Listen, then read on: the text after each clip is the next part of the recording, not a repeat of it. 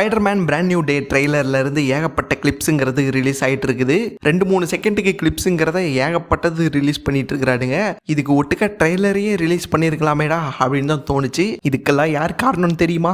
அந்த மார்வல் பயபோல தான். அவனுங்கனால தான் இவனும் இதே மாதிரியே மார்க்கெட்டிங் ஸ்ட்ராட்டஜி பண்ணிட்டு இருக்கிறான். அவனுங்க டூம்ஸ்டேக்கு கொஞ்சம் கொஞ்சமா ட்ரெய்லரை ரிலீஸ் பண்ணிட்டு இருந்தானுங்க. இவன் ஒரு ட்ரெய்லரையே கொஞ்சம் கொஞ்சமா ரிலீஸ் பண்ணிட்டு இருக்கிறா. என்னத்த சொல்றதுன்னு தெரியல. கொஞ்சம் கடுப்பா தான் இருக்குது. இப்படிலாம் பண்ணாதீங்கடா, ஒட்டுக்க ரிலீஸ் பண்ணி தொலைங்கடா. நான் இப்போ பேசிட்டு இருக்க டைம் வரைக்குமே ரிலீஸ் ஆகலை. இதெல்லாம் ஒரு பக்கம் இருந்தாலுமே இது வரைக்கும் ரிலீஸ் ஆன கிளிப்ஸ் எல்லாம் வச்சு பார்க்கக்குள்ள விஎஃப்எக்ஸ் அடி வாங்கின மாதிரி தெரியுது.